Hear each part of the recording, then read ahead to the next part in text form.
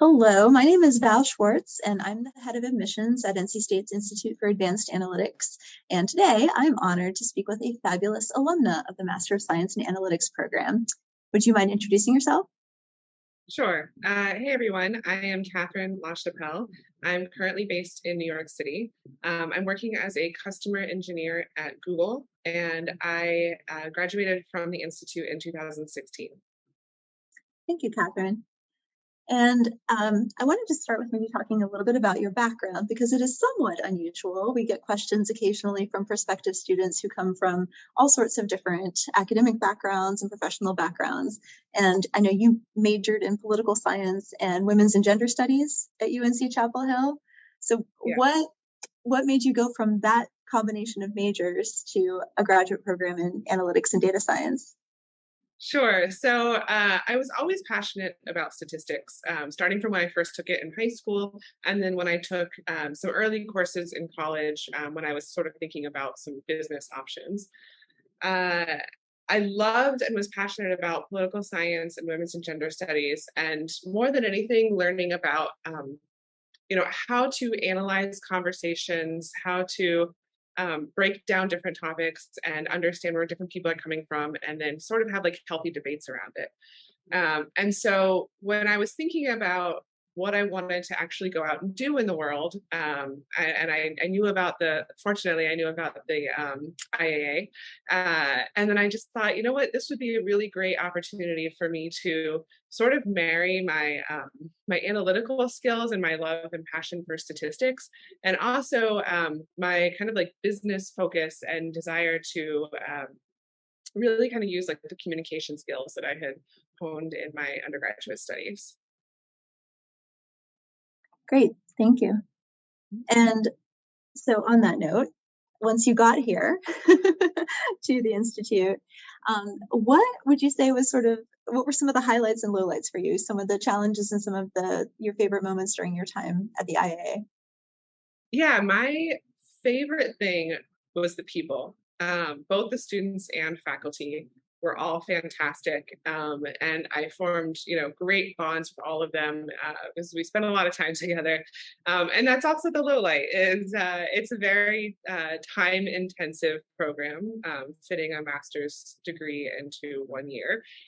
So it was a very busy year, and it was challenging from kind of balancing everything together.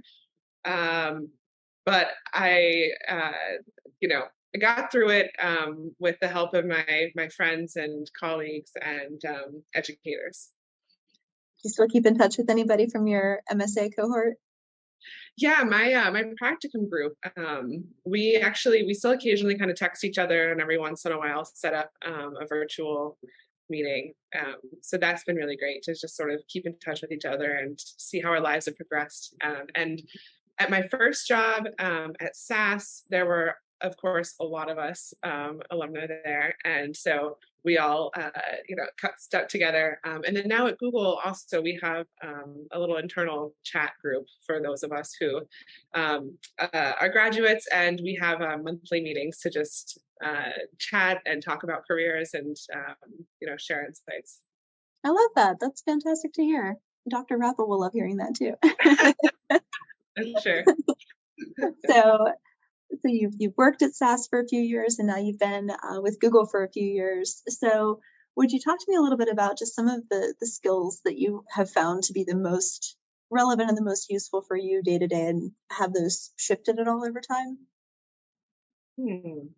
So I think the focus that the Institute has on communication is vital to success in this type of career. Really figuring out what is the message that you have, what do you want to convey, and then having the tools in your toolbox of knowing how to get that message across is really critical. And that's definitely been consistent throughout my entire career. Um, as I've progressed through it, I think more of a focus is on like cloud technologies for me. I'm not actually sure how much cloud they're teaching at the institute right now, but it was sort of like a small component of the curriculum back then. And in 2016, 2015, that was sort of the right amount. And then now, as I've gone through it, and now I'm working at Google Cloud, um, but as I'm like leveraging those big data technologies and operationalizing them in the business world, I would say cloud has become like one of the bigger skills that's important for me. That's cool. And you'll be happy to hear that we have also increased the amount of cloud technology that we're covering in the curriculum. So Great. trying to keep up. Yeah.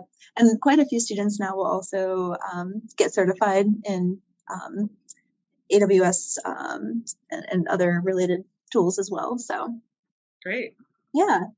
So what about like projects? Are there certain kinds of projects that you especially enjoy working on? Any favorites? And obviously, I want to be respectful of company confidentiality, so you don't need to go too into the weeds here. But is there anything particularly interesting that you've worked on? Well, I will say a lot of what I do now actually is kind of similar to a practicum project in a way, in that I'm meeting a bunch of different clients and customers of Google. And I work with them to really like listen to their business challenge, understand what they have today and what they need, and kind of help architect a solution for them and help them on that journey to the cloud and using data and analytics. So that is what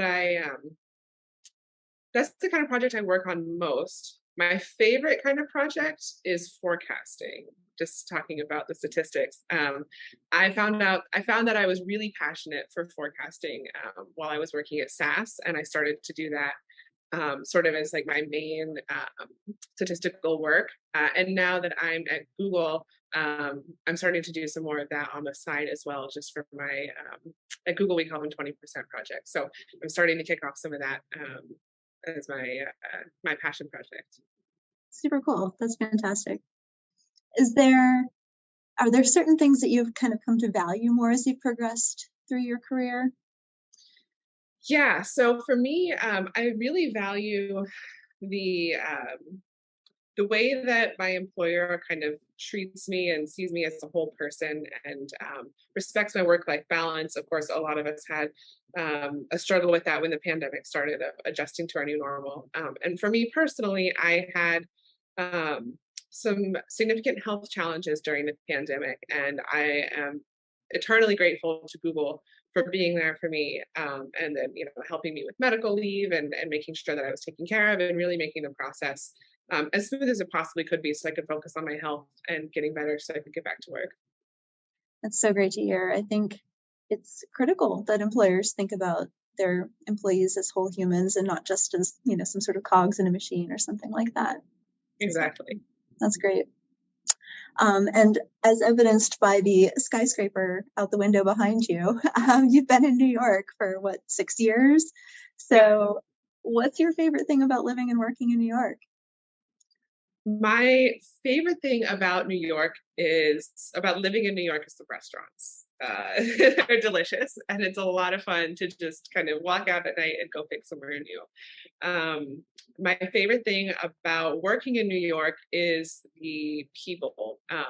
In between Google and SAS, I went to a startup called Looker, and we actually got acquired by Google, which is how I ended up here.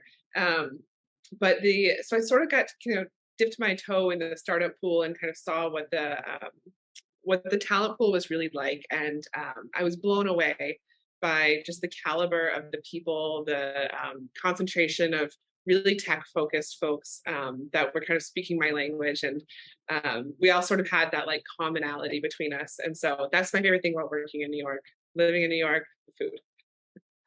I mean, that's fair. To be equally fair, though, I mean, and I'm sure you probably still come home to visit family in the Raleigh area, but Raleigh's food scene has really upped its game in recent years. So Yeah, I'll be there this week, so I'll have to check it out. awesome. Wonderful. Well, we welcome you to come by if you have a few extra minutes and want to stop in and say hello to anyone here. But Catherine, it's been a real pleasure to chat with you today. Thanks so much for taking some time to speak with our current and prospective students, and I hope you have a great rest of your day. Thank you. You as well.